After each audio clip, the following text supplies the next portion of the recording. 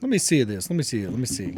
Let's see what kind of nonsense Spoon sent us. Spoon's a little under the weather. He's probably watching. Spoon, if you're watching, drop a $10 bill in the super chat for making me and Braxton work so hard this morning. Yeah, where is he? He was coughing still yesterday. You remember? It was really annoying. And he's like, I don't think I'm going to come in because I'm coughing so much. And we were like, oh, okay. You know, that's whatever. And then he literally called later. He's like, y'all don't really need me, do you? Because I just don't think I'd be that much fun coughing. So anyways, I was like, Spoon, it's whatever you need to do, old son. You do whatever you need to do. So we got some stats here. This is kind of wild. Somewhere there was a picture of our format, so this is going to get a little squirrely because we don't have Spoon. He's the glue that holds us together, Braxton. That's his notepad. He's got his notepad to keep notes. So days on market, Chris. Well, I don't think Spoon ever got these. Updated from the time that they've been listed because he's got a 207 days on market on one of these, and Chris hasn't been a licensed real estate agent that long, so that can't be right. That's probably just days that we've owned it, which isn't very accurate. But 207, 167, 163, 123, 110, 96, 69, 69, 61, and 41 are the showings for Chris, or the days on market for Chris, and then 20, 38, and 5. The 5, it's going to blow your mind. Somebody called it. You remember that duplex in Old Canton? Mm-hmm. What'd you think of that thing? Did you ever look at the pictures? Yeah. I mean, it wasn't bad. Straight enough. Who's clean-ish? Yeah. So we tried to send an appraiser to it. What did he say? Wouldn't do it. Not enough data. He'd appraised it as a single family. Why did he say that? Because there's no other duplex or something? No other duplexes. Guys, I'm telling you right now, anytime something's grandfathered in, that means it's rare. It's like the 8-plex in the historical district of Ennis. Yep. The only one in the historical district, the only one that will ever be in the historical district, and the city, by the legislation, the Texas legislation, will not let them come in and veto that until it's been vacant for so long. So if it exists, it's going to exist forever, as long as it's in its current form. Now, this wasn't a duplex. If it was a duplex that used to be a single-family house, like they converted it. Yeah, a guy just went in there and turned a bedroom into a kitchen, threw up a wall. Probably not good, but this was built as a duplex in a single-family neighborhood that is now outside of the zoning. And the appraiser, the real estate expert, would you call an appraiser an expert? Yeah. Would not appraise it as anything other than a single family. And I'm like, look, we don't have time to mess with this clown. I don't have time to explain to him. I don't have time to explain to him what's going on here. So we just swapped it over to private money. My nephew closed on it. 5 days on market. Guess what offer we got yesterday? Full price? No, we listed it for $139. He bought it for $80. That's with our assignment fee on there. And he got a $120,000 cash offer on it. Jeez. So first real estate deal. Again, landlord. What have we been looking for in our personal lives? Who have we been looking for in our personal lives? Landlords, people with good income that can take something and not worry with it. And what else do they got to have? They're lendable. They have good credit. Good credit. So I went to visit my niece. Her fiance at the time, now husband, was there. We actually have kids the same age, so Biggins and Logan were playing around. And I just hit him up. I said, "Hey, bro, what's your credit like?" And he's like, "I don't know." Why? No, I'm like, what is it? He's like, "I think it's around 770. I was like, "Good. How much money you got in the bank? How liquid are you?" He's like, got $10,000 or whatever in the bank. I was like, "That's enough." Early 20s, doing phenomenal as far as I'm concerned. 21 or 22. So yeah, homeowner, young, already doing it, already in there. So, anyways, I was like, "Here's what you need to do. I'm gonna do it." He's like, "I'm in," and then he started texting me like screenshots of his credit score. And I was like, "Look, man, I'm going to find you a deal. Don't worry. I wasn't going to put him on, and it just so happened got one right around the block from his house. I said, man, you're going to do this deal. Don't worry about it. You don't have enough cash reserves to do anything bigger right now. This is perfect size deal. Mm-hmm. You're going to have to do your own maintenance. You're going to be your own maintenance man. But who do we know that can do maintenance? People. My brother. I said, just call old people up. He knows how to fix all that stuff. Mm-hmm. And so anyways, we put him on it, got in there. He's got that 120 cash offer listed at 139. He's got 2 more offers on the way. And anyways, we countered 132. And that's it. 5 days on market isn't accurate, though, because it's 5 days from ownership. The real days on market, I think Chris got that listed on Sunday or Saturday. That's crazy. I mean, just, you know, I put on Twitter this morning. You can follow me at Roughneck to Real on Twitter. The market's making us all liars. What else happened yesterday, offer-wise? The Our Waco yes, peak purchase got a full price offer on it. the one deal we were really afraid of. Yeah, wholesale deal. So, you know, we've been talking about it. I said in one of our meetings previous, I was like, I think we need to be a little more patient. If it's a 90-day market, we don't need to be in such a rush. The biggest deal for us was getting all of our peak purchases rented to where we could get them refinanced on yesterday's appraisals. Because what do you think appraisers are doing right now? Starting to draw back. They're starting to discount and draw back, even though the comps, they don't have any comps. They're just inserting themselves into the equation and giving you an appraisal that's really subjective to what they believe is going to happen in the market. It hasn't happened yet. You know, prices really aren't softening enough for them to be interjecting themselves like they are. Not enough neighborhoods have tanked. Yeah, not enough data out there has shown that it's tanked, and even tanking is relative. I mean, it's just not. We had 170, 180 house in Pleasanton that as is should appraise for around 150, 130 at the worst, and we got a $100,000 appraisal on it. It's like, that's what you're up against. So we got a $100,000 appraisal on it. It's currently rented for like $1,600, $1,700 a month. We've got like $90,000 in debt on that property. So we're just going to swap it to long-term private and just leave it on long-term private. Appreciate a little bit. Appreciate a little bit. I mean, ultimately the market will dictate what that property's worth. If it goes vacant again, we'll doll it up and throw it out there. It'll still sell for 170, 180. That's an affordable house. So anyways, I mean, that's kind of an amazing stat.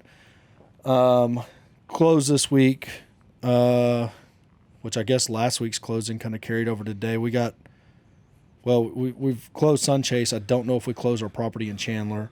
Yes, I think that one did. Chandler did? He said yesterday it did. So Chandler made about $6,000 on that one. Sunchase made about 20. It did close yesterday. And then we have our last flip that we're going to make about $4,000 on that y'all did the electrical work on. That's going to close this week. And an owner finance bought a property for $85,000. Owner financed it for $160,000. Kind of as is. I think we paid somebody to go do some flooring there, but they really didn't fix anything else. It's kind of amazing that property sold like that, but that's kind of the game. Sold one note, Fox Street, made $10,000 on it. Got our collateral straightened out on another note, have 4 offers on it, so one of them should domino. So the note market, selling notes is still hot.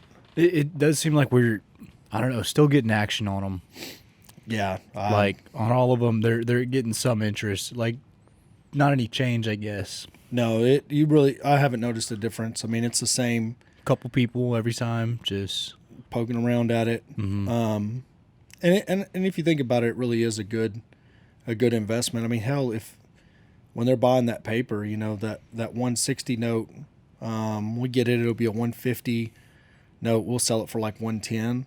So, I mean, and these are unseasoned notes as well. I mean, we haven't collected a single payment on them, so we could season them and probably do a little better. Total showings for the week. I don't know if this is accurate or not, but we've got, this is in the Austin Metro, 8, 15, 5, 4, 3, 1, 9, 0, 0, 7. That's kind of amazing. The 0-0 is 2 properties that I don't think they're listed yet. Which one's the Jordanton one? Yeah, the Jordanton ones. And then Micah, Dale Court is sitting at 0 showings. Does that shock you? It does. You would think somebody would look at it. That's weird. It's a little strange. That's a lakefront house. I guess it's wintertime. Nobody's lakefront shopping. So that's a little weird. And still, though, I mean, like, it's not overpriced, I don't think. And it's like, it's nice, too. Yeah, I don't get it. I mean, it's not always going to be winter. Well, but I mean, lake people want to live on the lake is probably small. People that want a second home on the lake probably a little bit larger. You know what I mean? You think the people that want a second home is bigger than the amount of people that want to live on the lake? Yeah, I do. It's weird to think about. And I think they're not in the marketplace right now. I think there's too much uncertainty in the economy. It's kind of like buying a house in the mountains. It's like the houses in BFE Mountain Town probably are experiencing the same thing. 8 showings. That's 8, 2, 2, 3, 1. What's this one? Oh, yeah. But we saw Airbnb data. Do what? We saw Airbnb data in the mountains. Oh, yeah. That was still pretty booked up. Not really. But we've never looked at it. We don't know if there's 80 That's homes. true. If that's you know what I mean? A whole lot more or less. We don't know anything about it. We're still gonna we're gonna go see if they got a better price yet. You know, we'll know this week more than we knew when we first looked at it. Because if they've lowered their price now because they realize they can't be gouging you the closer you get to Christmas, there's a ton of people that probably want to spend Christmas at an Airbnb. You know, I would think that would be a good time to go. Kids are out of school. You know, I would think it would be a little bit more demand, but we're not looking in places that were very popular. They're not ski towns. So, so I don't understand Spoonie's data here. Days on monitoring to contract average is 75 for Chris Can Lower. someone brush off that white, like, lint or whatever that is in front of the HB mode? Oh my God, that's my cocaine from earlier. Is that good? Yeah. It was distracting, Sohill. Sohill's got OCD. Spoon, if you're watching, drop $10 in the power chat. Anybody else that's watching that ain't subscribed, now's the time to subscribe. Spoon, I don't understand your data, so throw $10 in and tell us what's going on here. 182 days on market, so I guess that's a Chandler property. 75 on the Cameron property, and 4 on the Canton property. And we got 60 and 148 for Kitty. And for some reason, you don't have anything, or actually, no, those 60 and 148 is for what the hell?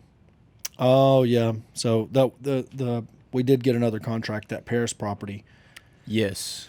So we bought a portfolio of homes in Paris, 4 houses, sold 2 of them cash, basically covered our cost basis then, borrowed money against the other 2 to remodel them, or to remodel both of them. Anyways, we got one remodeled, and the other one we got an offer on that's $16,000. So essentially what that does is we've got a property that's now rented for $900 a month. We'll have $50,000 in debt on that property. It's remodeled and rented, so it's just sitting there. And then we still got $20,000 in the bank for the remodel, and now we're getting a $16,500 offer for the other house that the $20,000 is to remodel. It's a big house though. So it's going to have a lot of money. Yeah, so essentially on that deal we bought 4 houses. We're going to end up with one levered at $50,000. So that one that's levered at $50,000 is rented for $900 a month. Perfectly safe amount of leverage on that property. We can leave it on long-term private. We can refinance it with a bank, which we've already started the refi process with the bank. So no matter what happens there, it's going to be fine. And then the other house will pick up $16,000. Still got 20 in the bank. So we'll take that, throw it in cash reserves for the rental properties to operate the other rentals, or in the case of this property in Jordanton. If we decide to go through with a refi, we'll take that money and use it as a down payment on the refi. But I think we'll just use long-term private on it. But either way, not a bad gig on those properties. You know, you never want to sell something in your mind, you know what I mean? But I love hitting the easy button. We don't have the bandwidth to keep up with what we got on our plate right now. When do you think we could actually make it to Paris and remodel that other house? Yeah, I mean, there's no telling. Yeah. It's just far away It's far away from everything. Yeah. So it's just one of those things. I mean, we're selling it for $16,000. You know, Spoon was going to counter like 40 or something. I was like, no, man, take the offer. Just take it. There's nothing good or bad that can happen. They're gonna be bragging to their friends about the house they bought for $16,000 that was listed for 35 or whatever we had it listed for, and we're not gonna care because we got 1,800 square foot of shitty home off of our books because $20,000 stretched across 1,800 square foot of remodel was gonna be painful anyways. We're gonna end up with more money in it than what we had left in the rehab budget. So.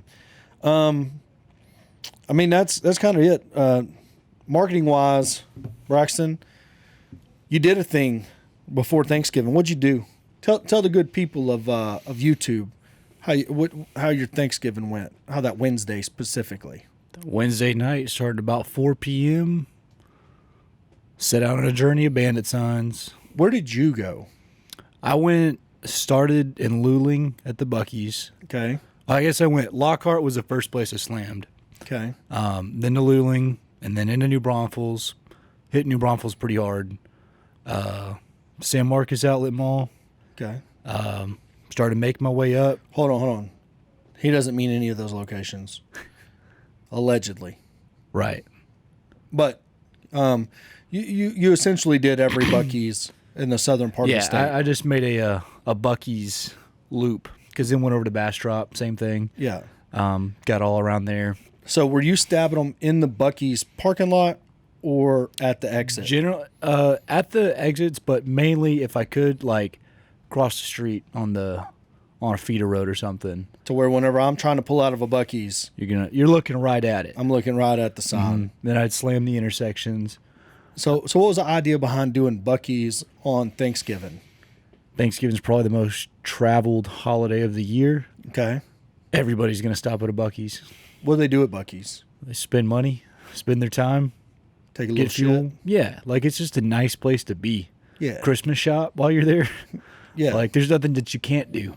That's right. But either way, at some point you got to leave, and at some point when you leave, you're going to see a sign that says, you know, that person solves my problems. Yep. In theory, and so it would hit all those. Got into Austin, same thing. Started working back. And so what time did you get done? I was in bed by about 5:10 that morning. 5:10 in the morning. Mm-hmm. So 13 hours of bandit signs. Yep. Couple hundred miles. Did you track exactly how many miles? I can tell you. Nah, it don't matter. I mean, well, I took a picture of it. I just don't remember off the top of my head. And our boy Brenton, he crew 2. They made a trip too. So 382 miles. 382 miles. That's healthy amount of driving. Healthy. The night before Thanksgiving. Now, this has been a Thanksgiving tradition for us for a number of years. It occurred to me when I was living in the RV. When I was in the RV and I didn't have Emory, so it was like, you know, you on a custody deal, you get your child every other holiday. So, you know, like typically how it works is one Thanksgiving I have her, the next Thanksgiving her mom has her, and Christmas are the opposite. So when you've gotten laid off from your high-paying oil field job and you don't have your daughter on Thanksgiving and you're living in an RV now, you know, your own thoughts can be very dangerous. Mm-hmm. You know what I mean? Like you could really feel sorry for yourself if you just stayed in that situation. So what I started doing was the most traveled holiday ever, I would go do bandit signs the night before Thanksgiving. Simply because when you don't have your daughter, and this is, you know, probably a lot of single dads out there that'll feel this. when you don't have your daughter showing up to Thanksgiving with the rest of the family, it's like, why, man? Like everybody, like answering that question, where's Emery? 25 times. It's like, well, it's just not a very pleasant. Better deal. off going to work. Yeah, you're just better off doing the work. Better off working on her future. Yeah. So I just would go do that, and then I'd be tired at Thanksgiving, and I'd just eat some turkey and take a nap, and everybody'd be like, "What's Corey's doing?" Like, oh, Thanksgiving was different this year. yeah. It's like, what's Corey doing? Oh, he worked last night. And like, oh, okay, yeah, he's asleep. So, anyways, that's one of the reasons why I started. But then we made $70,000 on a deal that we got on Thanksgiving, and so far that was your first real run at Bandit Signs. Full night of it. And y'all did 450 signs. Brenton did his. He took the North Loop, Bucky, so he went through the Dallas Metro. I think it was like Ennis, Waxahachie, Terrell, and then over the top of DFW, Denton. I mean, he smoked it. Alvarez, I drove up here today. It's a healthy drive. His signs are all still up. So, now the results. We have been getting some calls. I've probably had, I think, 4 wholesalers call off it, or buyers or whatever. They're like, yeah, add me to your list. Add me to your list. One guy in Forney, I think, wants to be a contractor for us. Find contractors. Now, I haven't taught Braxton the full Bandit sign game, so what do you do with contractors? I took down his info. Yeah, you turn them into bird dogs. Here's how you do it. When you take the call for a contractor, you say, great, man, I'll hire you tomorrow. Do you know where a vacant house is? Do you know where a vacant house is that you drive by in your normal travels? Yeah. I drive by one over on 6th Street or whatever. Great. Give me the full address. I'll buy it. You can be the contractor on it. Okay. You turn them into bird dogs. Code enforcement. Got any code enforcement calls yet? The one cop. Yeah, we won't mention where. But anyways, you turn them into bird dogs. What about the lady, Miss Peggy or whatever her name was? We tried to convert her. Turn them into bird dogs. Every single person that calls. Somebody calls, hey, I see you buy houses. Do you rent houses? Absolutely, we rent houses. Matter of fact, you find one for us to buy, I'll rent it to you.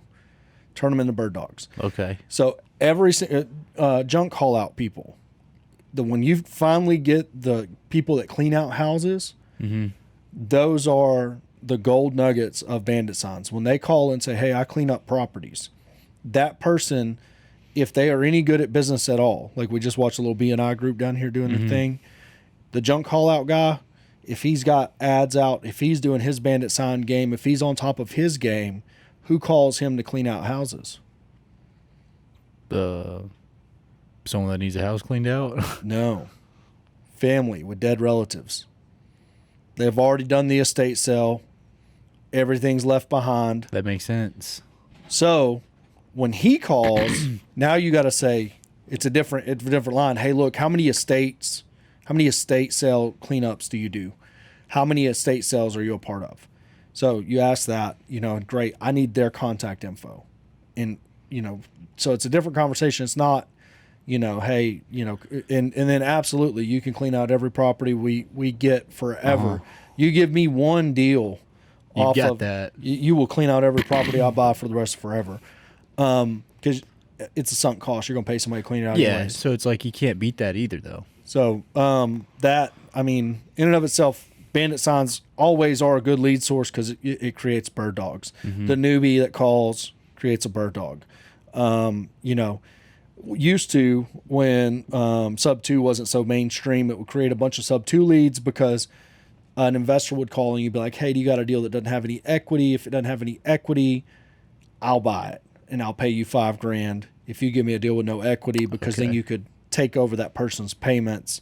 And typically on those, they're already not behind. They're not in foreclosure. They don't have any arrears. So it's just you pay closing costs and then $5,000. They want to walk away. And then you take over the house and put a tenant in, or used to we don't, or finance them. We don't do that anymore. Bandit signs. But overall, are you happy about the leads you got, or a little bit like, They're still coming. That's what makes me happy about it. Yeah, they are. Like if we get the fact that we got calls on Thanksgiving, that's where it's like, okay, that was, it worked some, so it's like that makes it worth it. And it's like you think about it, how much we used to spend on like text marketing or something like how many leads or how many texts we would send for however many leads, it's like we're already getting a better rate of, response rate, it seems like, percent wise. Yes, and last year was the only, or COVID year was the only year. Was it COVID? No, Didn't do it last year. we didn't do it last year. Was the only Thanksgiving that we skipped. But the bandit signs do better, not on Thanksgiving. Is that funny? It's the most traveled holiday on planet Earth. I've always tried to beat the system. I've always thought, so I started out doing 100, and then I didn't get the responses that I normally get doing bandit signs. So then I would do 200, and then we did 500 is the most we've done on a Thanksgiving. DJ of all people was a part of that, but yeah, so that was, we've always upped the ante on the number of bandit signs we've done, and really 500, 450, 500 is enough to get enough deals to make it worth your time. But 100 or 200, it just didn't convert. But normal bandit signs, 100, if you're going to leave the house, if you don't do 100, the metrics, the KPIs, like you can put out 50 and it might happen, okay, but mites are on a chicken's ass. You know what I mean? And you don't want no... Get what you mean. It's like, in the time that you're going to spend doing it, it's like you're better off just... doing 100. If you're going to get off the couch, just go do 100. Don't shortchange yourself. Don't go try to do 20. Don't go try to do 50 and hope and pray, because then you're relying on luck. The KPIs tell you, if you do 100 bandit signs, you will get one deal. Most likely you'll get more over time, but you won't, if you're doing them consistently, you won't know which round of signs it was that did it. So we're not consistent with our bandit signs, but they are very, very good if you're a newbie. Very easy way to build a cash buyers list, very easy way to grow a network, very easy way to get your first contract. You'll see on the negotiations, it's just like a mailer lead. A bandit sign lead's even better than a mailer lead as far as how warm they are. When you're looking at the ground by a stop sign, reading a yellow sign, and go, that guy can solve my problem, you're in some type of way. You know what I mean? So, what else, Braxton? We make any money last week? We did make a little bit, I think. I don't remember what we made, but I think we've been some older stuff funded, so it makes you feel like that's the problem. It's like we talk about what closed, and then it doesn't fund for. It feels like forever. I'm like, what? So you never know. Checks are just hitting. You're like, I don't know what this is from. Yeah, we got a $5,000 check from something. Oh, that dumbass deal in Mahia. Crazy people. They claim they own the house. They claimed they were the seller of the house. When we're now trying to evict them, and they claim they're the seller of the house. They're like, no, I own this house. Do you think they just name drop like? They did just name drop. Just Whitley, like, yeah, Whitley don't play that shit. Whitley's like, that's cool. We own it now. Whitley's like, no, we close on this with the person you just said you are.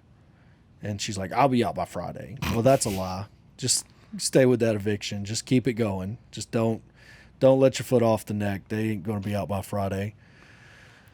So 3 strategies better than bandit signs. That guy owns a text marketing company. So I'll bet texting is in there. Digital advertising, cold call, state listing, conduct targeting in-person outreach. Solid in-person interaction can be more impactful than any advertisement or cold call.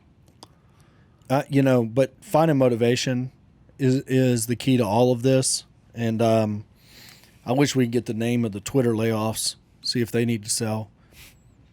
Worth it. You know what I mean? But there's got to be a service out there that can get that data. Yeah, just say, hey, Elon, what about the Facebook layoffs? Oh, 11,000 people. They wrote an article.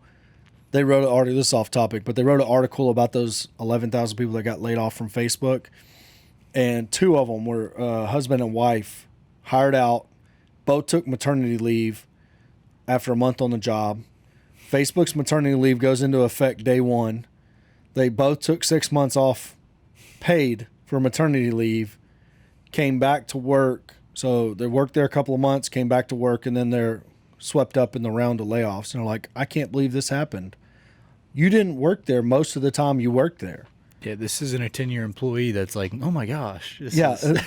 I mean, you didn't even show up. Like it's crazy It's to a me. good gig right there. Start somewhere, just Well, day and one.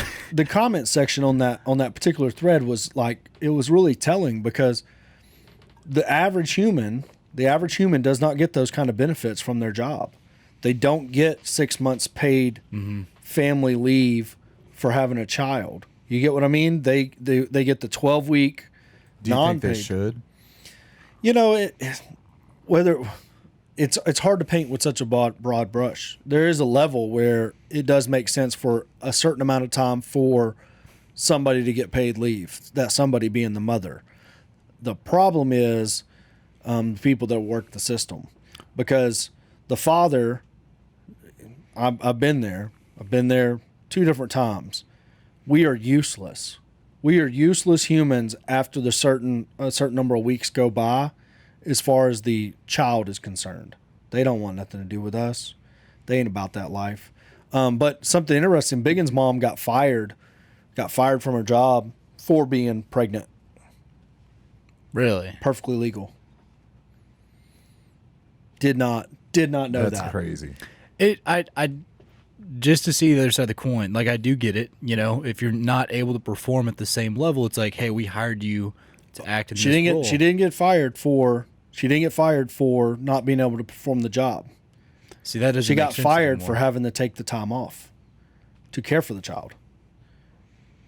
Seems like you'd at least ride it out till It seemed like they would just put wait you till on the last second. Yeah. Well, no, she did. She like it didn't have nothing to do with it. It's just the way. So if you've been employed someplace for a year, they have to give you FML, whatever it is. She hadn't been graduated from college for a year, so she hadn't had her job at 8-9 months. So she didn't. That's terrifying. She didn't qualify for FMLA or whatever it was. So they fired her. Had to go on COBRA benefits. Craziness. Like, it was just crazy to her. I was like, nah, this ain't legal. This ain't legal. This ain't normal. This ain't right. Let's look into this. Like, I've taken FMLA. Like, you know what I mean? Like, I've taken it to go care for my dad whenever he had cancer. I was like, you know, they have to give it to you, and they can't demote you. I mean, that's what the FMLA, like, you got to come back at the same, that you have to come back at the same pay. You can come back at a less job. You know what I mean? They can make you be the janitor, but they got to pay you for the CEO wage. You know what I mean? If that's what you were before. If that's what you were making. Like, but anyways, yeah, they fired her, and she hired back, you know, and they hired her back. But it seems weird that you would even take that risk of firing someone for them to go get unemployment or however. It's like, why not just say, hey, you know, like, you're not getting paid or whatever. I don't know, like, what the right way on that It has is. to be less than a year, right? I don't think you'd get unemployment. I think for the employer, there's no. Correct me if I'm wrong, Corey. No, during that time, COVID bailed her out, so she did get unemployment, because everybody could get unemployment then. You alive, unemployment. So yeah, it was a weird deal, but the circumstances surrounding it were just strange. So I do believe that FMLA should definitely, you know what I mean, it should protect your job.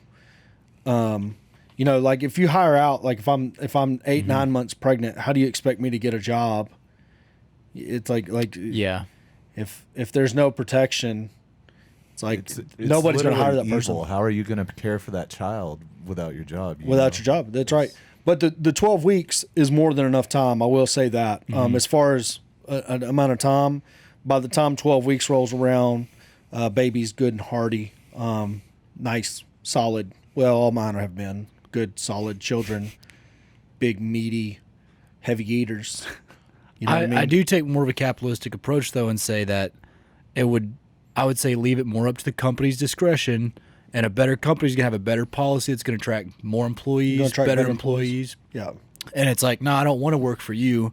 You don't offer as good of benefits, and so I'm going to go with the person that's going to give me the better maternity leave, the better benefits while I'm gone. Man, that company's going to do better because they have the better plan. They take care of the in employees a better. Ideal dream world, but I agree with job both sides market. of it. I'm like, I think there should be protections, because the unexpected is the unexpected. As far as it being paid, it doesn't matter to me if it's paid or not. I think if I'm pregnant and I have to take off work to take care of the child, then I should have a job whenever I get, I agree with that, but way. then it's like I would see the side where it's like you should have a job when you come back, but it's like whether or not they pay you, that's where I feel like No, the pay is irrelevant to it's me. like it was a choice to go have a kid.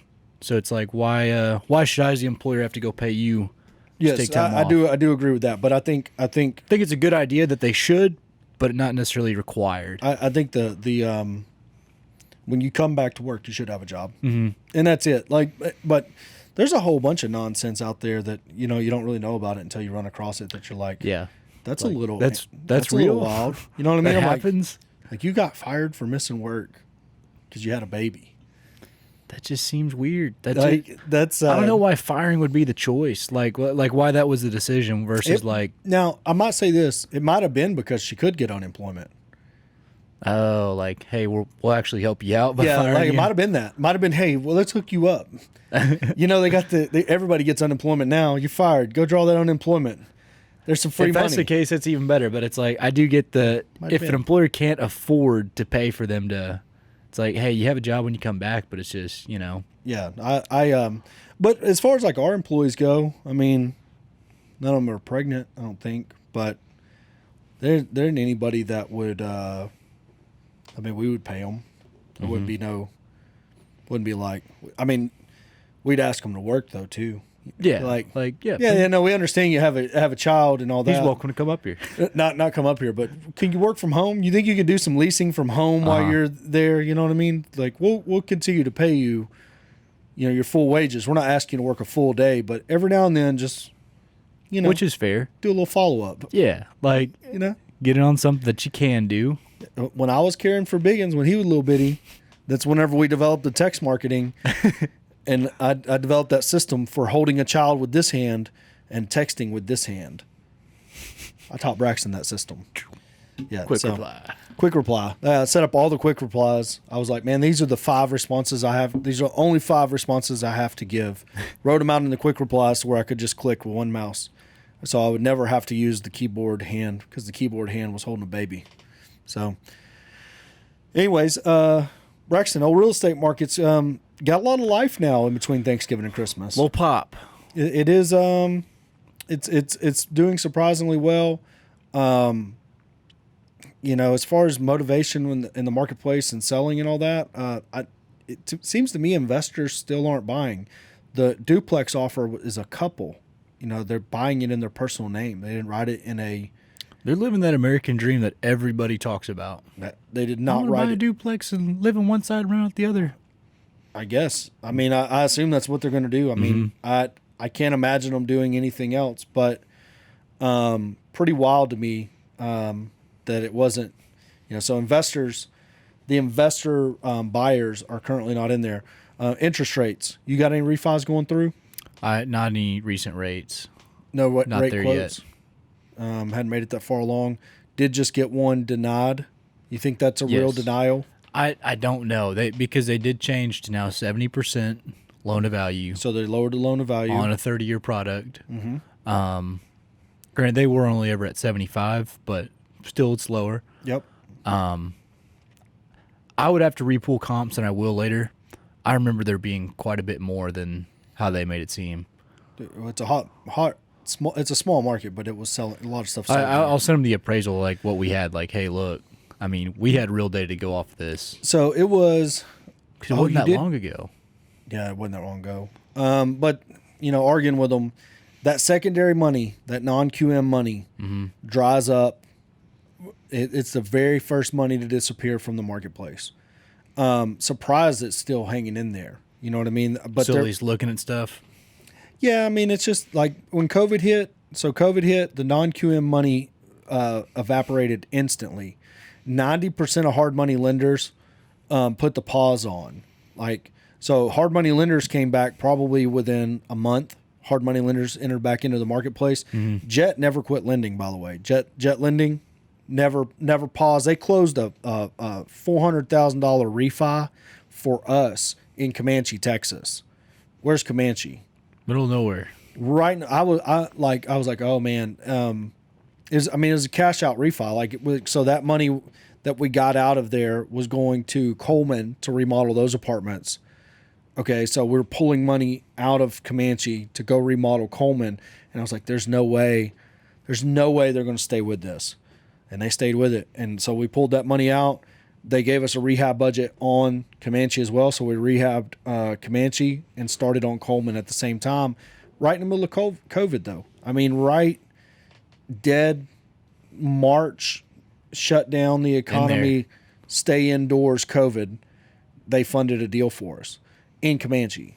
So if people want to know why I'm with Jet Lending, bro, I'm ride or die. Like, they do not, like, they have $85 million on the street right now and are trying to get to $100 million on the street in this economy. Now, they're very good at evaluating They're deals. conservative. I mean, they make sure everything's taken care of, looked at, analyzed. Like, it's not playing fast and loose. It's just, constant steam ahead.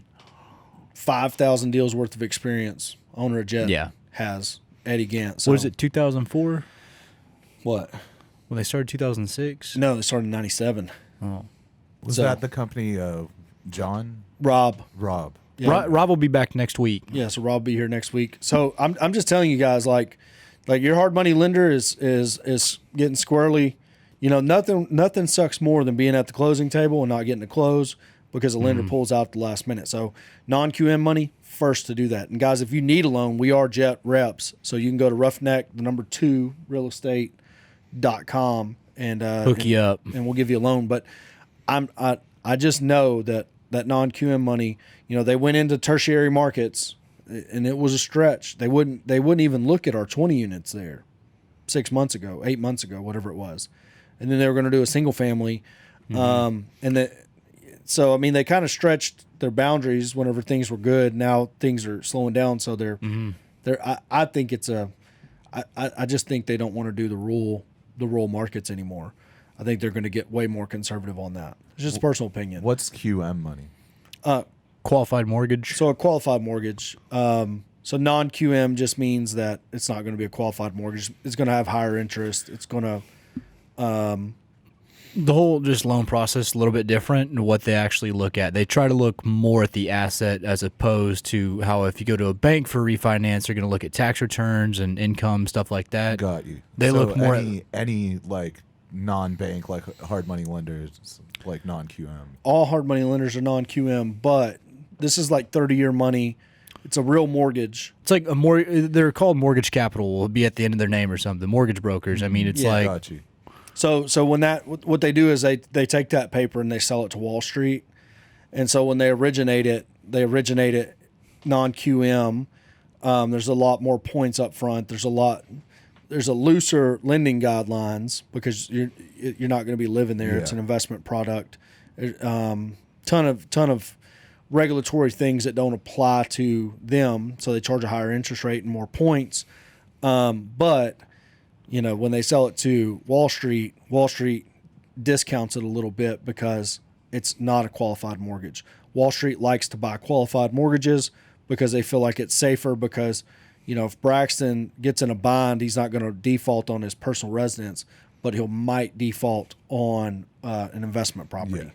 So, anyways, non-QM money, it leaves the marketplace first. This is kind of the first sign we've seen of that. Mm-hmm. But I just think the tertiary markets. I thought getting that loan across the finish line was going to be whatever. Now, when you're underwriting deals, you're going to have to start.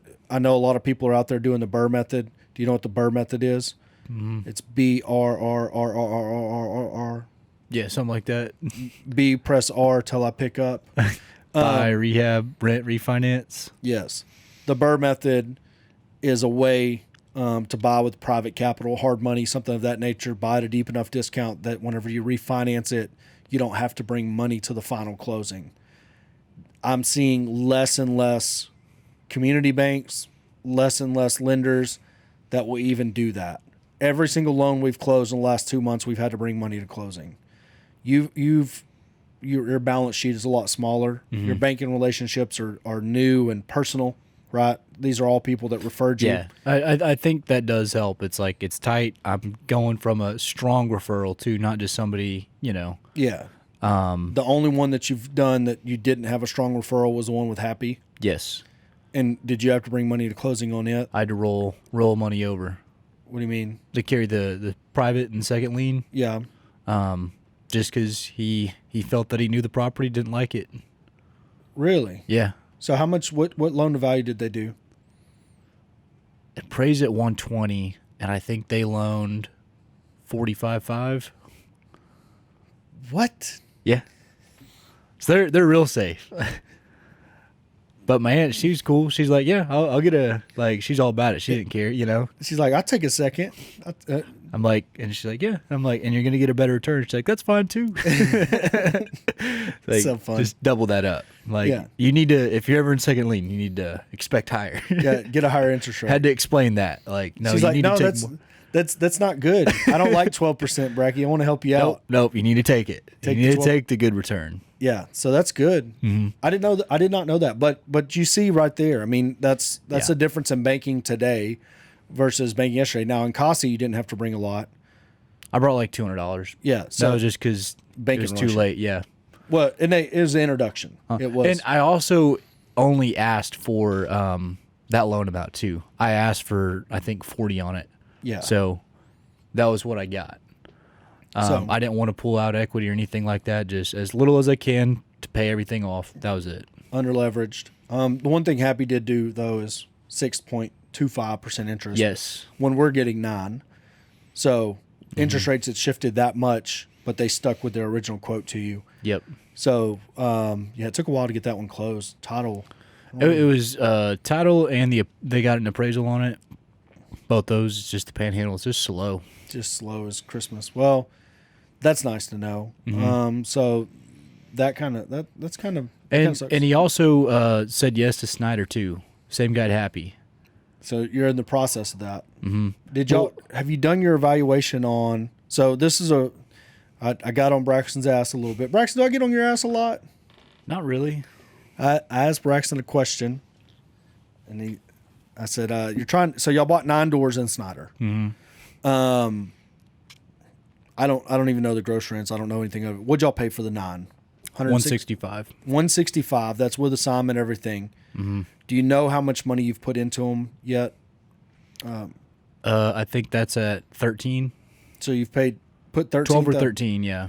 Got a little bit higher rent rates. What are you getting on a apartment right now? One they got like 700 or something. That's good. Wild. No, it's oilfield country out there. Yeah. So And but then there's still one at like 500 or something, and then there's some mid 6s. So I think they've just kind of been testing it. yeah. But rehabs are basic. They're nice. And you got a duplex that y'all listed for 85. I don't think it ever got listed after confirming with Spoon. So, Who called that one?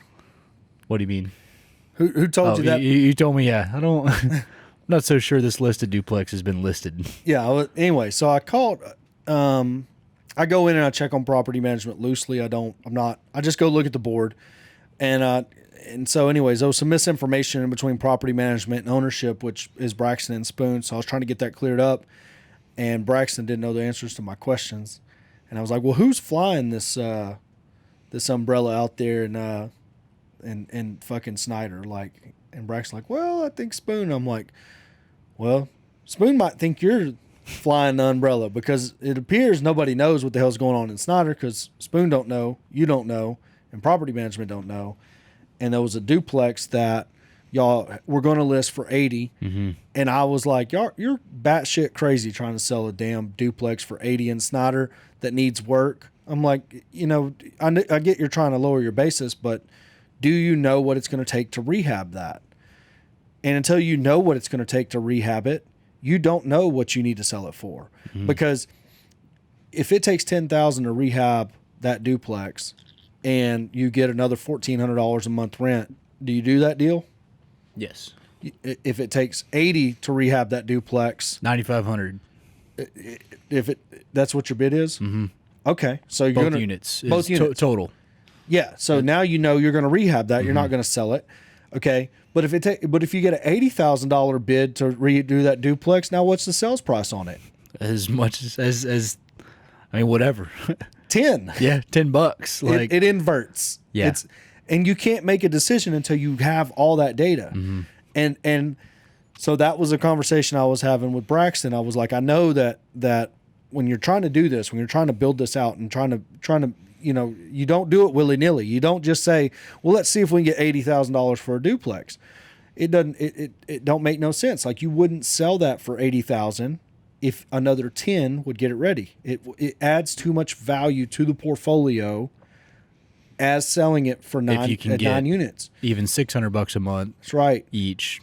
But if it's going to take a huge capital injection, then you got to give the motherfucker away, because now you're the motivated seller. And then there's a sliding scale in between. You get what I mean? Of when you realize that you are. Yes. And look, it's not easy. It's not always fun, but those are the things that you got to do. So you got the $9,500 bid. You probably sent him half of it already. So there's the third unit. So there's the 3 left. 6 have already been done. Other one was like $2,800, so he's doing that right now. Yep. And then that'll be the last building and be and completely done. Yeah, just knock it in the head. $13,000, this deal's over with. We've got the money in escrow for it, and all be pretty much every single unit will have been completely redone. When you get that done and you get those occupied or up the road to being occupied, then you go to the $500 a month guy that's paying $500 a month rent, and you evaluate, how does the inside of that unit look, right? How is it?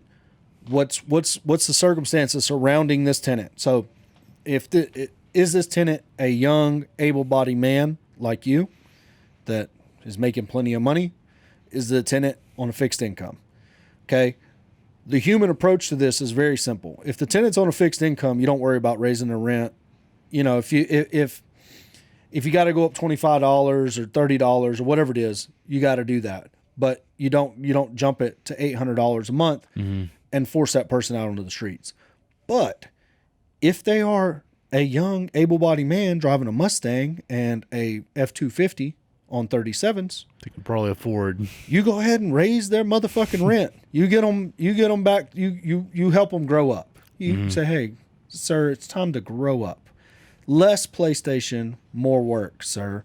And that's just how you do it. Depending on how the unit looks on the inside will also affect. Because if he moves out, is the extra $200 a month worth however much it takes? Worth having to spend $8,000 or $9,000 on it, because it's Partyville in there. You know what I mean? So there is something to that. But what I always look at whenever we bought Comanche, it was like we had the blind guy, we had the old lady in the back, we had another old lady in the back. We had like 3 or 4 people on fixed income. And then we had a bunch of hood rats that were just in there dealing drugs and fucking acting like assholes. And I was like, they're all getting rent raises. These 3 people never get rent raised unless we have to, unless water goes up, unless, you know what I mean? Something happens to where our cost has increased. Right. We're going to pass that cost on to them. But Well, that's what I need to do it with Post, because it's like, now that that's finally through, like, Yes. it's got to go up. I don't want to do it to good people at Post. They pay. Yeah. But Well, yes. If they're on a fixed income, though, just keep that in mind when you're doing that. The karma will be worth it. Well, I think we calculated it out. It's like $80 a month extra per unit that it'll take to now cash flow about the same. Yeah. So that's not a lot. And I'm not making any more off of it. It's just making me not lose money. That's right. And you're not a charity. You can't run a charity. But you make those decisions in a human manner. If now the other thing is, this is an absolute must. Are they taking care of the unit? Because the flip side of that coin is we did the same thing in Hamilton, but we had a dude living in there that had stacked trash this high. You weren't working for us whenever Not Hamilton, no. We had to call Adult Protective Services on that guy. We thought he had a dead body in there. Dang. We went, like, the neighbor started complaining about the smell, and he was an inherited tenant, and I was like, look, I don't know anything about him. So we went there thinking he was dead, and we go trying to get in. He finally comes to the door. We got the police there because we think there's a dead body in there. And the police were like, let us in. We're something smells dead in there. And we went in, and you could just shuffle through the trash. And we were like, I mean, that guy, wherever he had to go, he had to go. He could not stay in that filth, in that condition. If he was taking care of it, he could live there. I mean, we still got an original gangster in Hamilton that we've never raised rent on. He's like 85 years old. He's got a flower garden. I mean, he takes care of it. He keeps his unit clean, good to go. This gentleman, he had to go. He wasn't taking care of the unit. It smelled bad. It was just complete trashed out. It was just couldn't happen. So I don't know. The State of the Union wise, I'm cautiously optimistic. Week to week might be data wise. The real estate market is showing good data in our own personal portfolio. Showings are still dog ass slow, but offers still come in. It just appears to be a 90-day market. I'm curious to see how everything kind of looks week or two after Christmas. Maybe after New Year's, week or two after New Year's. If it starts, if we see a real pop, or if it kind of just has the same little steady. It doesn't. Typically, January is a mix up. Everything picks up in February. By March, there's a lot of people buzzing around. But these layoffs and everything that's going on in the economy, it's a noisy place. It's a noisy place right now. I don't think the tech layoffs really. I don't look at them and go, oh, this is bad or terrible. The FedEx layoffs I was like, that's a little. Yeah, that's rough. I was like, that's not normal. This could be all speculation, but you think about it. Most of the tech companies are in California. Might just send more out, more buyers in Texas. It probably will. I mean, it most likely will. Texas's economy, between oil, energy, I mean, hell, even wind and solar. I mean, they're doing so much in wind and solar. The landmen are upon us. They are leasing land for wind and solar as fast as they can. And you see what's happening in our own county. I mean, hell, people are cashing big checks, letting people put solar on their place. So the wind and solar that's taking place in Texas, mixed with the oil and natural gas, that's also an extremely robust tech economy down in Austin, and then Houston's got the medical, finest medical facilities in the nation. I mean, it's just a robust economy here. Texas will be more insulated than other parts of the country, most likely. Nobody has a crystal ball, but it's not to say that it's indestructible, but it does seem like there's a whole lot more infrastructural jobs than most any other place. And Texas got $27 billion surplus. In the ports alone too.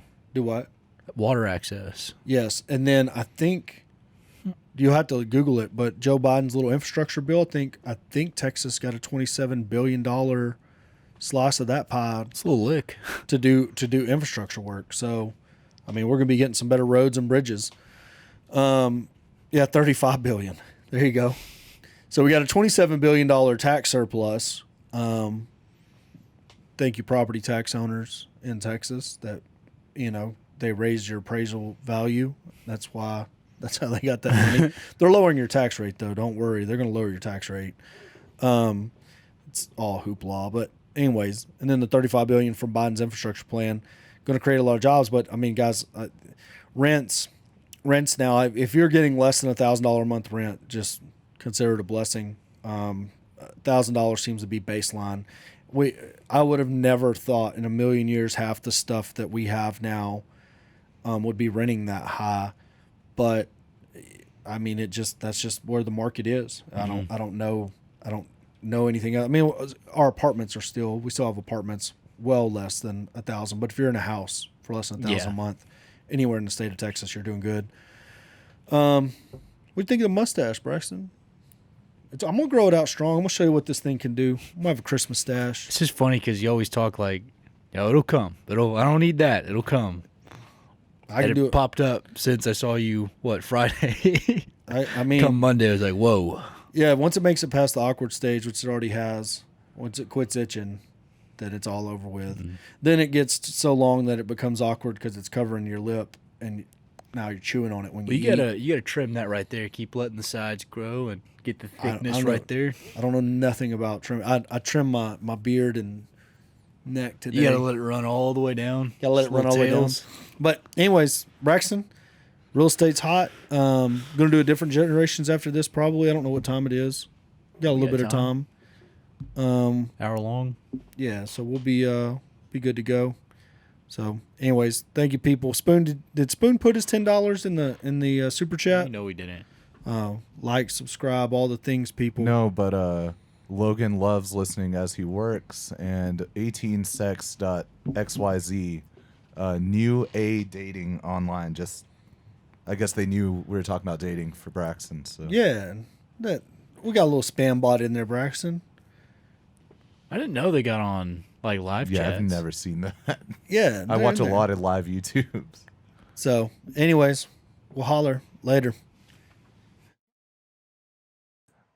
This podcast was brought to you by GBT Property Management. Thanks for watching.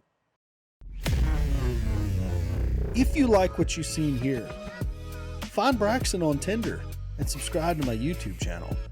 Just keep swiping. He's on there.